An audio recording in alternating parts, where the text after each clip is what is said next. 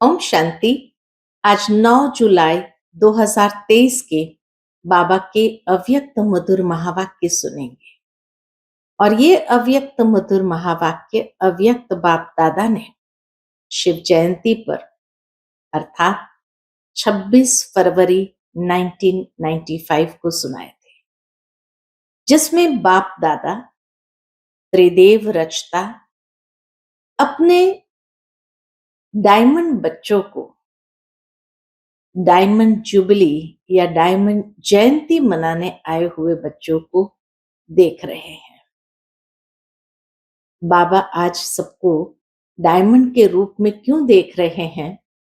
तो बाबा कहे, क्योंकि बाप दादा आते ही है इस संसार में कौड़ी जैसे जीवन को हीरे तुल्य बनाने। इसलिए बाप दादा अपने हीरे बच्चों को देख रहे हैं। तो बाप दादा कहे, ये जयंती की विचित्रता क्या है कि इस जयंती को तुम मनाने आए हो जो निराकार ज्योति स्वरूप है। दुनिया में लोग मनुष्य की जयंती मनाते हैं, परंतु यहां निराकार पॉइंट ऑफ लाइट की जयंती मना रहे। दूसरी विचित्रता यह है, बाप और बच्चों की जयंती एक ही दिन पर है। दुनिया में बाप और बच्चों की जयंती एक दिन पर हो सकती है, लेकिन साल एक नहीं होता है।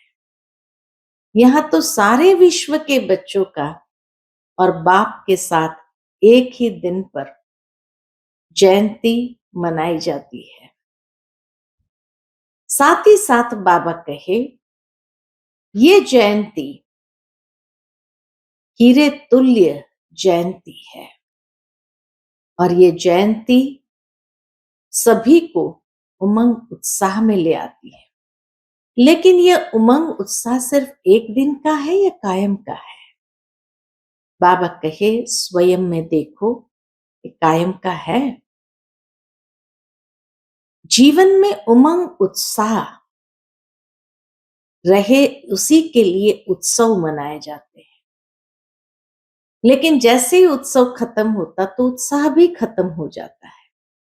लेकिन बाबा कहे, संगम युग का हर दिन उत्सव है। हर दिन तुम्हें उमंग उत्साह में रहना है। लेकिन बाबा ने यह भी देखा कि बच्चों के अंदर उमंग उत्साह कम क्यों हो जाता है। तो बाबा ने पहले भी कहा, जब कोई भी परिस्थिति आती है और उस समय वाय वाय करने लग जाते हैं, क्यों, क्या, कैसे, ये प्रश्नात्मक चिन्ह लगने लगते हैं, तो उमंग उत्साह कम हो जाता है। और उसके लिए विधि भी बाबा ने बताई है कि कैसे इन परिस्थितियों में क्यों क्या करने के बजाय, वाय वाय करने के बजाय फ्लाई करो, अर्थात उड़ जाओ। तो परिस्थिति एक छोटा सा खिलौना महसूस होगा और आप सहजता से अपने उमंग उत्साह को भी कायम रख सकेंगे और पास भी हो जाएंगे। बाबा ने ये भी देखा है और विधि भी बताई है कि बच्चे सदा पास विथ ऑनर होने के लिए बाप के पास रहो। जितना बाप के पास रहेंगे उतना हर परिस्थिति में पास विथ ऑनर बनते जाएंगे। क्योंकि बाबा ने देखा कि दिन प्रतिदिन माया भी नए नए स्वरूप लेकर के आती है। वही पुराने स्वरूप से बच्चों के सामने नहीं आती है। बाबा कहे, माया बहुरूपी है और इसीलिए हर बार एक नया स्वरूप लेकर के आती है। और खास करके जब देखती है बच्चों की कैसी स्थिति है, उस अनुसार वो अपना स्वरूप बना देती है। जब देखती है कि बच्चे अलबेले हुए तो और अलबेलापन ले आती है। जब देखती है कि बच्चे मूड ऑफ में है तो और ज्यादा मूड ऑफ कर देने का प्रयत्न माया का रहता है। तो बाबा कहे, हर बार माया भी अलग अलग स्वरूप में आती है और इसीलिए बच्चों को माया को पहचानने के लिए त्रिकालदर्शी और त्रिनेत्र मैत्री होना आवश्यक है, क्योंकि बाबा कहे दिनों दिन समय नाजुक होता जा रहा है। अभी तो एक एक पेपर एक एक समय पर आता है, लेकिन जैसे जैसे नाजुक समय होता जाएगा तो चारों ओर से एक ही समय पर पेपर आएगा, और उस समय अगर आंतरिक स्थिति भी नाजुक है, माया के परवश है, तो फेल होने की संभावना ज्यादा है। इसीलिए बाबा कहे नाजुक समय में नाजुक मन की स्थिति ना हो, मन की स्थिति पावरफुल हो। जितनी पावरफुल होगी उतना हर प्रकार के समय को पास करते हुए पास विथ ऑनर हो जाएंगे। तो सुनते हैं आज के बाबा के अनमोल मधुर महावाक्य, विशेष शिव जयंती के निमित्त बाबा की प्रेरणाएं। आज की मुरली का टाइटल है संगम युग, उत्सव का युग है। उत्सव मनाना अर्थात अविनाशी उमंग उत्साह में रहना। आज त्रिदेव रचता त्रिमूर्ति शिव बाप अपने रूहानी डायमंड्स के साथ डायमंड जुबली व डायमंड जयंती मनाने आए हैं। इसी विचित्र जयंती को डायमंड जयंती कहते हो, क्योंकि बाप अवतरित होते ही है कौड़ी समान आत्माओं को हीरे तुल्य बनाने के लिए। क्यों बाबा डायमंड जुबली या डायमंड जयंती कहते हैं? क्योंकि बाप अवतरित होते ही है कौड़ी समान आत्माओं को हीरे तुल्य बनाने। तो बाप दादा चारों ओर के बच्चों को, जो हीरे से भी अमूल्य है, सबको सामने देख रहे हैं। बाप दादा के आगे सिर्फ मधुबन की सभा नहीं है, लेकिन विश्व के चारों ओर के ब्राह्मण बच्चों की सभा है। सबके दिल की मुबारक के स्नेह भरे गीत कहो, बोल कहो, बाप समीप से सुन रहे हैं। तो खाली मधुबन में बैठे हुए को बाबा नहीं देख रहे, सारे विश्व की आत्माओं को देख रहे हैं। दिल का आवाज दिलाराम के पास पहले पहुंचता है। तो बाप दादा देख रहे हैं कि बच्चों के सेवा का प्रत्यक्ष प्रमाण चारों ओर से मधुबन बाप के स्वीट होम तक पहुंच रहा है। वैसे भी शिव जयंती को उत्सव कहते हैं। यथार्थ रीति से उत्सव आप ब्राह्मण ही मनाते हो। क्यों? उत्सव का अर्थ ही है सर्व उत्साह उमंग में रहे। उत्सव माना ही सर्व उत्साह उमंग में रहे। तो आप जो भी बैठे हो, सभी के दिल में उत्साह और उमंग कितना है? अविनाशी है या आज के लिए है? उमंग उत्साह को तो चेक करना है, लेकिन साथ में ये भी चेक करना अविनाशी है या आज के लिए है। अविनाशी है ना, इसलिए बाप दादा इस श्रेष्ठ संगम युग को उत्सव का युग कहते हैं। हर दिन आपके लिए उत्साह संपन्न है, हर दिन उत्सव है। जो गायन है, आप लोग टॉपिक रखते हो, कौन सा टॉपिक? अनेकता में एकता। तो प्रैक्टिकल में अनेक देश, अनेक भाषाएं, अनेक रूप रंग, लेकिन अनेकता में भी सबके दिल में एकता है ना, क्योंकि एक बाप है। चाहे अमेरिका से आए हो, चाहे अफ्रीका से आए हो, लेकिन दिल में एक बाप है। एक श्रीमत पर चलने वाले हो, दिल में एक बाप है और उनकी ही एक श्रीमत पर चलने वाले हो। तो बाप दादा को अच्छा लगता है कि अनेक भाषाओं में होते हुए भी मन का गीत, मन की भाषा एक है, और वह है स्नेह की भाषा। चाहे किसी भी भाषा वाले हो, काला ताज तो मिला है। सभी के सिर के ऊपर हेडफोन लगे हुए थे काले, तो देख करके बाबा बच्चों की चुटकी लेते हैं और कहते काला ताज तो मिला है, अभी यही काला ताज बदलकर गोल्डन हो जाएगा। लेकिन सबके मन की भाषा एक है और एक ही शब्द है, कौन सा? मेरा बाबा। सभी भाषा वाले बोलो मेरा बाबा।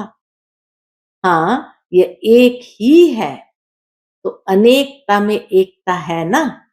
कितना सुंदर बाबा ने जैसे सारे ब्राह्मण परिवार के हर आत्मा को, कोई भी देश की हो, उसको बांध दिया। मेरा बाबा कह करके एक ही स्नेह के धागे में बाबा ने पिरो लिया। तो उत्साह में रहने वाले अर्थात सदा उत्सव मनाने वाली श्रेष्ठ आत्माएं हो। कभी भी उत्साह कम नहीं होना चाहिए। पहले भी सुनाया था, ब्राह्मण जीवन का सांस है उमंग उत्साह। अगर सांस चला जाए तो जीवन सेकंड में खत्म हो जाएगी ना। तो ब्राह्मण जीवन में यदि उमंग उत्साह का सांस नहीं, तो ब्राह्मण जीवन नहीं। जो सदा उमंग उत्साह में होगा वो फलक से कहेगा कि ब्राह्मण है ही उत्साह उमंग के लिए। और जिसका उमंग उत्साह कम हो जाता है, उसके बोल ही बदल जाते हैं। कौन से बोल निकलते? वो कहेंगे है तो सही, होना तो चाहिए, हो जाएगा।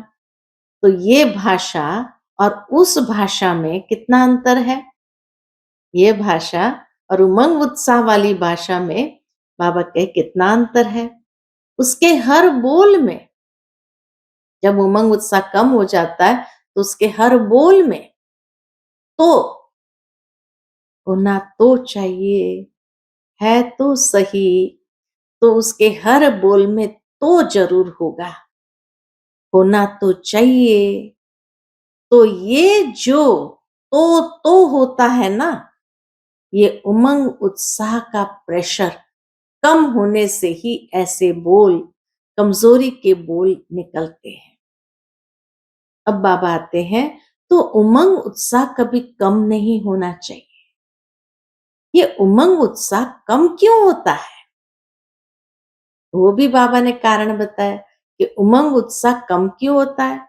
बाप दादा कहते हैं सदा वाह वाह कहो, और कहते हैं वाय वाय। क्यों क्यों? अगर कोई भी परिस्थिति में वाय शब्द आ जाता है तो उमंग उत्साह का प्रेशर कम हो जाता है। बाप दादा ने अगले साल भी विशेष डबल फॉरेनर्स को कहा था कि वाय शब्द को ब्राह्मण डिक्शनरी में चेंज करो। जब वाय शब्द आए तो फ्लाई शब्द याद रखो, तो वाय खत्म हो जाएगा। कोई भी परिस्थिति छोटी भी जब बड़ी लगती है तो वाय शब्द आता है। ये क्यों, ये क्या, और फ्लाई कर लो तो परिस्थिति क्या होगी? छोटा सा खिलौना। तो जब भी वाय शब्द मन में आवे तो कहो ब्राह्मण डिक्शनरी में वाय शब्द नहीं, फ्लाई है, क्योंकि वाय वाय हाय हाय करा देती है। अगर वाय वाय करते रहे तो हाय हाय करा देता है। कैसे? बाबा सुनाते, बाप दादा को हंसी भी आती है। एक तरफ कहेंगे नहीं, हमारे जैसा श्रेष्ठ भाग्य किसका भी नहीं है, अभी अभी ये कहेंगे। और अभी अभी उत्साह कम हुआ तो कहेंगे पता नहीं, मेरा भाग्य ही ऐसा है, मेरे भाग्य में तो इतना ही है। तो हाय हाय हो गया ना। कहा मेरे जैसा तो श्रेष्ठ भाग्य किसी का है ही नहीं, और जैसे ही वाई वाई आया तो मेरे भाग्य में तो इतना ही है। तो ये हाय हाय हो गया ना। तो जब भी हाय हाय का नजारा आवे तो वाह वाह कर लो, तो नजारा भी बदल जाएगा और आप भी बदल जाएंगे। डबल विदेशी आजकल पॉजिटिव थिंकिंग का कोर्स कराते हैं ना। बाबा को तो सब पता है। तो बाबा कहे डबल विदेशी आजकल पॉजिटिव थिंकिंग का कोर्स कराते हो ना। सभी विदेश में विशेष कोर्स ही कराते हो, तो अपने को भी कराते हो या दूसरों को ही कराते हो। जिस समय कोई भी परिस्थिति आ जाए तो अपने को ही स्टूडेंट बनाकर खुद ही टीचर बन करके अपने को ये कोर्स कराओ। अपने को करा सकते हो या सिर्फ दूसरों को करा सकते हो? दूसरे को कराना सहज है। जब ये नेचुरल स्थिति हो जाए, वाह वाह वाली या पॉजिटिव नेचुरल स्थिति हो जाए कि हर व्यक्ति को बात को पॉजिटिव वृत्ति से देखो, सुनो या सोचो, तो कैसी स्थिति रहेगी? अगर हर व्यक्ति को, हर स्थिति को, हर बात को पॉजिटिव वृत्ति से देखा जाए, सुना जाए, सोचा जाए, तो कैसी स्थिति रहेगी? बाबा कहे आजकल के साइंस द्वारा भी ऐसे साधन निकले हैं जो रफ माल को भी बहुत सुंदर रूप में बदल देता है। देखा है ना कैसे क्या बना देता है? तो आपकी वृत्ति क्या ऐसी परिवर्तन नहीं कर सकती है? जब साइंस के साधन कर सकते हैं तो बाबा कहे आपके पास तो सबसे बड़ा यंत्र है वृत्ति का, तो क्या आपकी वृत्ति ऐसा परिवर्तन नहीं कर सकती है? आवे नेगेटिव रूप में, लेकिन आप नेगेटिव को पॉजिटिव वृत्ति से बदल दो। अगर हलचल में आते हो तो उसका कारण है नेगेटिव थिंकिंग, नेगेटिव सुनना, सोचना व बोलना या करना। ये मॉडल बनाते हो ना। कौन सा मॉडल बाबा ने बनवाया था? बुरा न देखो, बुरा न सुनो, बुरा न कहो। तो बाबा कहे ये मॉडल बनाते हो ना, न सोचो, न देखो, न बोलो, न करो। साइलेंस की पावर, बाबा कहे साइलेंस की पावर क्या नेगेटिव को पॉजिटिव में नहीं बदल सकती? आपका मन और बुद्धि ऐसा बन जाए जो नेगेटिव टच नहीं करे, सेकंड में परिवर्तन हो जाए, ऐसे तीव्र गति की अनुभूति कर सकते हो। मन और बुद्धि ऐसा तीव्र गति का यंत्र बन जाए। बन सकता है कि टाइम लगेगा? पूछता है बाबा, बन सकता है कि टाइम लगेगा? कि नेगेटिव बात आएगी तो कहेंगे कि थोड़ा सोचने तो दो, देखे तो सही क्या है। क्विक स्पीड से परिवर्तन हो जाए। बाबा कहे इतना फास्ट गति से परिवर्तन कर लो। इसको कहा जाता है ब्राह्मण जीवन का मजा, मौज। अगर जीना है तो मौज से जियो। सोच सोच करके जीना वो जीना नहीं है। आप लोग औरों को कहते हो कि राजयोग जीवन जीने की कला है, तो आप लोग राजयोगी जीवन वाले हो ना? पूछते बाबा, आप लोग कौन सी जीवन वाले हो? राजयोगी जीवन वाले हो ना? कि कहने वाले हो? जब राजयोग जीने की कला है तो राजयोगियों की कला क्या है? यही है ना। तो उत्सव मनाना अर्थात मौज में रहना। मन की मौज में, तन भी मौज में, मन भी मौज में, तन भी मौज में, संबंध संपर्क भी मौज में। कई बच्चे क्या कहते बाबा को? कई बच्चे कहते हैं अपने रीति से तो ठीक रहते हैं, अपने मौज में रहते हैं, लेकिन संबंध संपर्क में मौज में रहे ये कभी कभी होता है। लेकिन संबंध संपर्क ही आपके स्थिति का पेपर है। संबंध संपर्क ही आपकी स्थिति का पेपर है।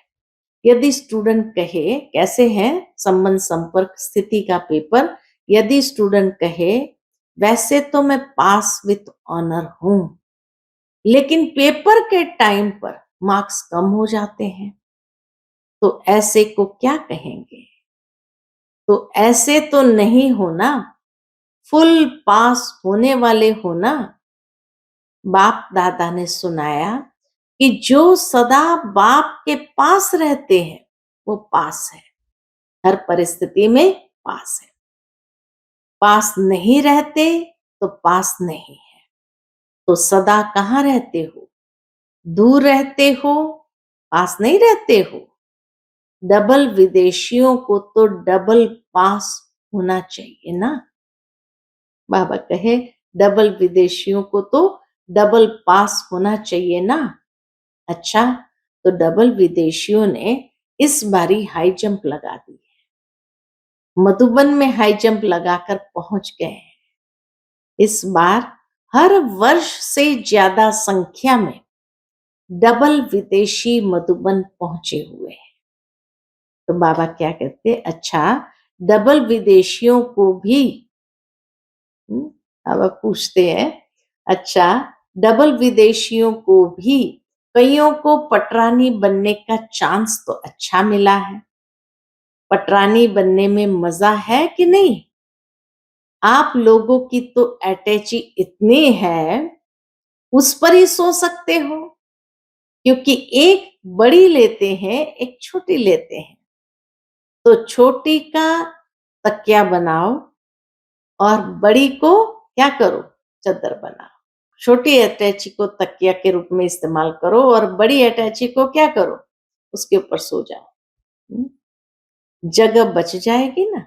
अच्छा लगता है, बाप दादा सीन देखते हैं कैसे भारी भारी अटैचियां घिसट कर ला रहे हैं।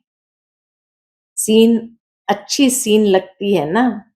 संगम पर ये मेहनत भी थोड़े समय की है, फिर तो प्रकृति भी आपकी दासी होगी, तो दासियां भी बहुत होगी, कोई एक दो नहीं है। फिर आपको सामान उठाने की जरूरत नहीं। सतयुग में तो सामान उठाने की जरूरत ही नहीं है। क्यों नहीं है जरूरत? अभी अपना राज्य स्थापन हो रहा है। इस समय गुप्त वेश में हो, सेवाधारी हो, फिर राज्य अधिकारी बनेंगे, तो सेवाधारियों को तो सब प्रकार की सेवा करनी पड़ती है। जितना अभी तन मन धन और संपर्क से सेवा करते हो, बाबा कहे जितना अभी तन मन धन संपर्क से सेवा करते हो, उतना ही वहां सेवाधारी मिलेंगे सत्ययुग में। सबसे पहले तो कौन से सेवादारी? ये प्रकृति के 5 तत्व ही आपके सेवादारी बनेंगे। अपना राज्य भाग्य स्मृति में है ना। कितने बारी राज्य अधिकारी बने हैं? अनगिनत बार बने हैं और बनते ही रहेंगे। लेकिन राज्य अधिकारी से भी अब का सेवाधारी जीवन श्रेष्ठ है, क्योंकि अभी बाप और बच्चों का साथ है। चाहे किसी भी प्रकार की सेवा है, लेकिन सेवा का प्रत्यक्ष फल अभी मिलता है। बाप का स्नेह, सहयोग और बाप द्वारा मिले हुए खजाने प्रत्यक्ष फल के रूप में मिलते हैं, लेकिन सेवा का प्रत्यक्ष फल अभी मिलता है। और कौन सा है सेवा का प्रत्यक्ष फल? बाप का स्नेह, सहयोग और बाप द्वारा मिले हुए खजाने प्रत्यक्ष फल के रूप में मिलते हैं। जब भी कोई विशेष सेवा करते हो और युक्ति युक्त सेवा करते हो, तो कितनी खुशी होती है। उस समय के चेहरे का फोटो निकालो तो कैसा होता है। तो एक तरफ सेवा करते हो, दूसरे तरफ प्रत्यक्ष फल आपके लिए सदा तैयार है ही है। एक हाथ से सेवा करो, दूसरे हाथ से फल खाओ। ऐसा अनुभव होता है? पूछते बाबा कि सेवा में बड़ी मेहनत है। फिर बाबा आता है, सेवा में हलचल होती है या नहीं होती है? कभी कभी होती है। ये हलचल ही इसलिए आती है। इतना पॉजिटिव बाबा ने हम बच्चों को बताया है कि हलचल ही परिपक्व बनाती है, अनुभवी बनाती है।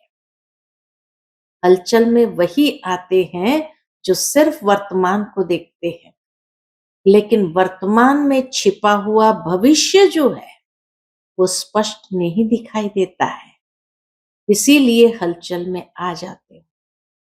कोई भी बड़े से बड़ी नाजुक परिस्थिति वास्तव में आगे के लिए बहुत बड़ा पाठ पढ़ाती है, अनुभवी बनाती है, परिपक्व बनाती है और बहुत बड़ा पाठ पढ़ाती है।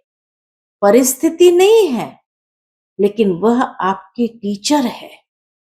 उस नजर से देखो कि इस परिस्थिति में क्या पाठ पढ़ाया।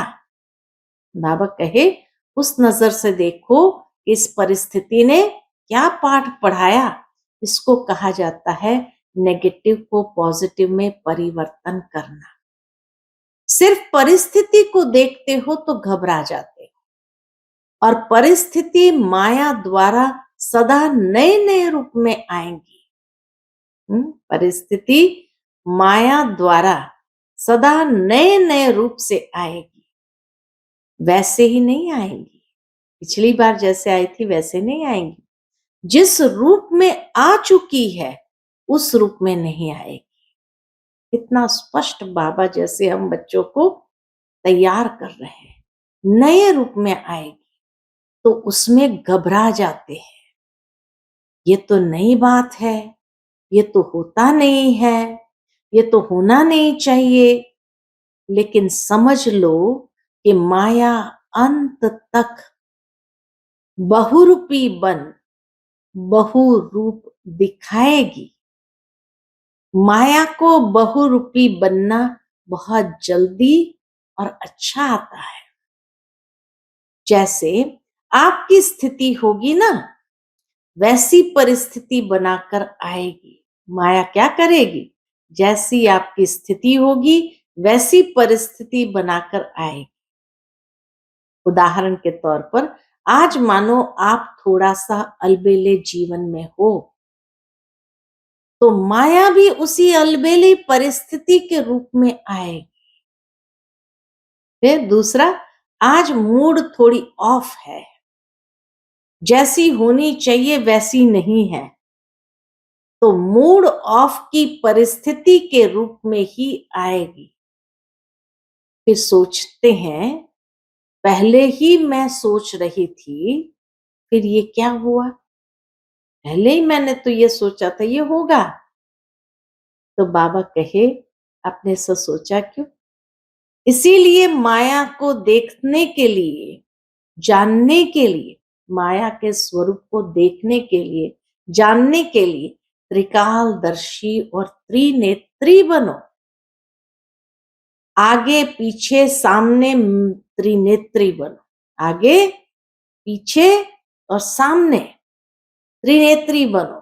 आप सभी त्रिनेत्री और त्रिकालदर्शी हो ना? डबल फॉरेनर्स त्रिकालदर्शी है? यस या नो? तो सब बोलो हाँ जी या ना जी।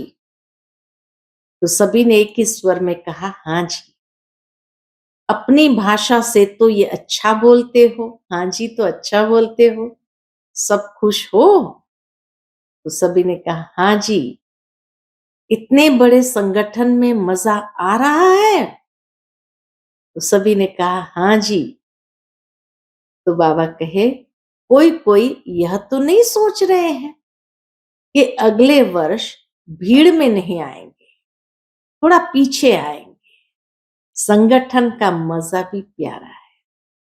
बाबा ने एक ही लाइन में जवाब दे दिया, संगठन का मजा भी प्यारा है। वैसे आना तो प्रोग्राम प्रमाण ही है, ज्यादा नहीं आना, लेकिन आदत ऐसी होनी चाहिए। बाबा कहे स्वयं में आदत ऐसी होनी चाहिए जो सब में एडजस्ट कर सके। एडजस्ट करने की पावर सदा विजयी बना देती है। बहुत सुंदर बात बाबा ने कहा, एडजस्ट करने की पावर सदा विजयी बना देती है। ब्रह्मा बाप को देखा तो बच्चों से बच्चा बनकर एडजस्ट हो जाता, बड़ों से बड़ा बनकर एडजस्ट हो जाता, चाहे बेगरी लाइफ, चाहे साधनों की लाइफ, दोनों में एडजस्ट होना और खुशी खुशी से होना, सोच कर नहीं। कितनी बढ़िया बात बाबा ने कही। एडजस्ट भी होना है, लेकिन खुशी खुशी से होना, सोच कर नहीं। यहाँ दुखी तो नहीं होते हो, मधुबन में आए तो दुखी तो नहीं होते हो, लेकिन खुशी के बजाय थोड़ा सोच में पड़ जाते हो, ये क्या हुआ, कैसे हुआ। तो सोचने वाले को एडजस्ट होने के मजे में कुछ समय लग जाता है।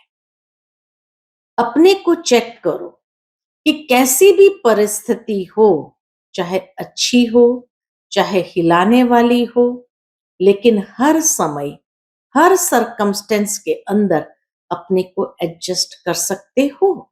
डबल फॉरेनर्स को अकेलापन भी अच्छा लगता है और कंपेनियन भी बहुत अच्छे लगते हैं, लेकिन कंपनी में हो या अकेले हो, बाबा कहे कहीं भी हो, कंपनी में हो या अकेले हो, दोनों में एडजस्ट होना, यह है ब्राह्मण जीवन।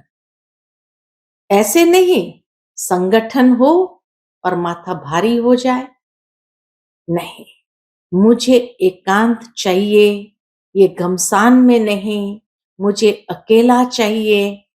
मन अकेला अर्थात बाहर मुक्ता से अंतर्मुख में चले जाओ। संगठन तो रहेगा, लेकिन बाहर मुक्ता से अंतर्मुख में चले जाओ तो अकेलापन है। कोई कोई कहते हैं ना, अकेला कमरा चाहिए, दो भी नहीं चाहिए। अकेला मिले तो भी मौज से सो, और 10 के बीच में भी सोना हो तो मौज से सो। फॉरेनर्स 10 के बीच में सो सकते हैं कि मुश्किल है? पूछा जब बाबा ने, सो सकते हो? तो सभी ने एक स्वर में कहा, हाँ जी।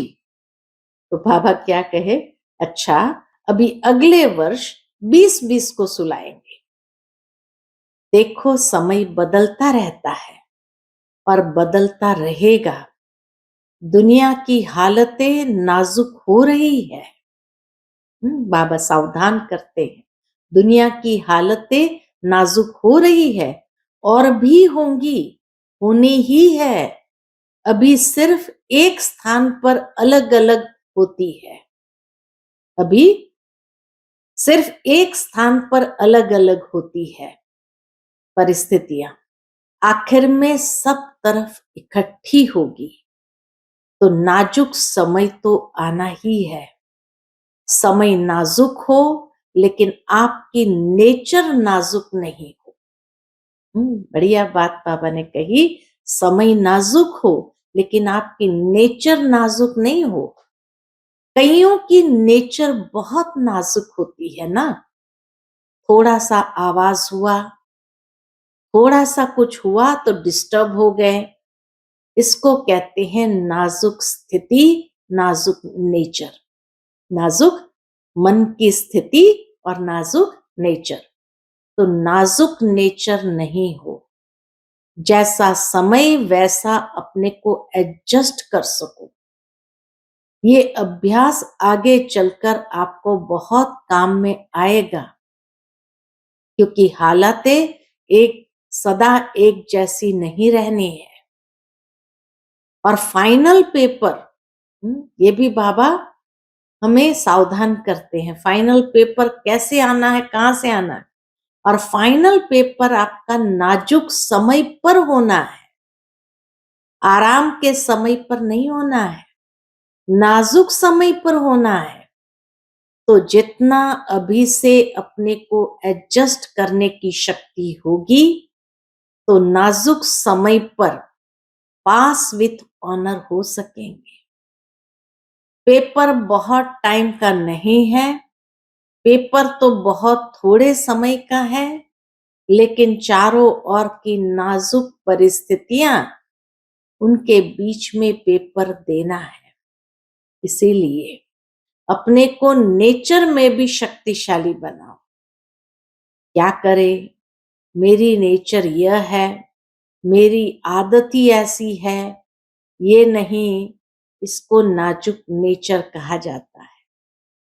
देखो, बाप दादा ने स्थापना के आदि में सब अनुभव करा लिया। क्या क्या अनुभव कराया? जब आदि हुई तो राजकुमार और राजकुमारियों से भी ज्यादा पालना, साधन सब अनुभव कराया और आगे चलकर बेगरी लाइफ का भी पूरा अनुभव कराया। शुरू में राजकुमारियों की तरह भी बाबा ने पाला, ये अनुभव कराया और आगे चलकर बेगरी लाइफ का भी पूरा अनुभव कराया।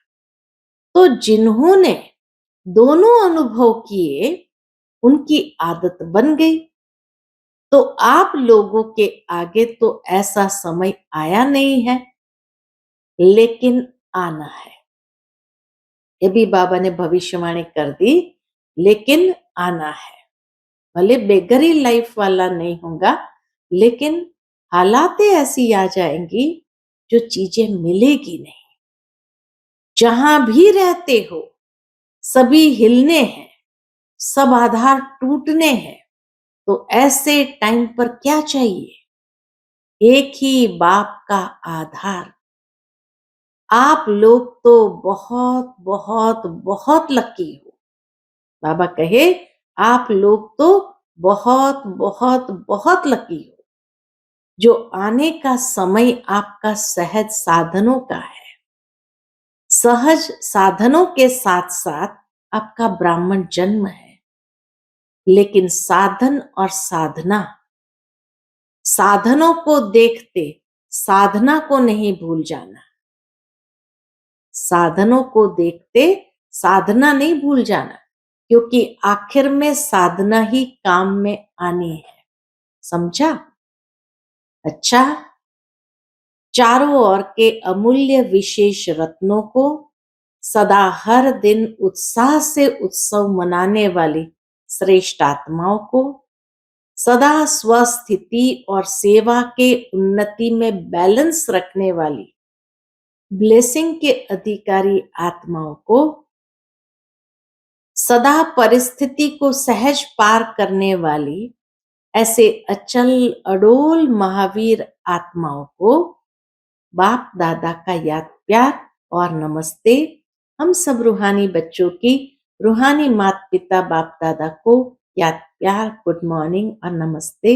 नमस्ते, शुक्रिया बाबा, शुक्रिया। आज का बाप दादा का मधुर वरदान हम बच्चों के प्रति है, संपूर्णता द्वारा संपन्नता की प्रालब्ध का अनुभव करने वाले सर्व जमेलों से मुक्त भव।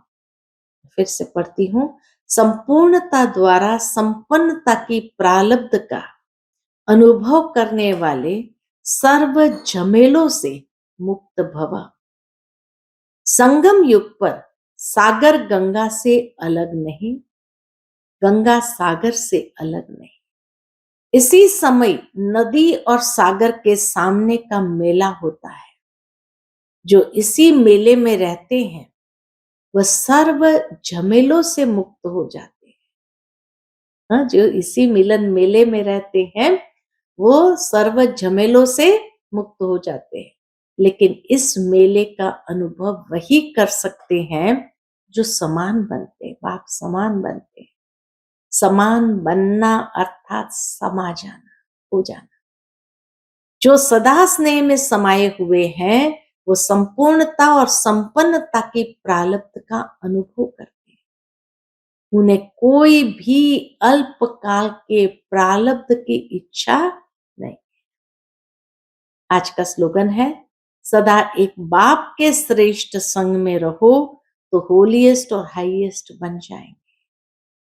सदा एक बाप के श्रेष्ठ संग में रहो तो होलीएस्ट और हाईएस्ट बन जाएंगे। अच्छा, ओम शांति।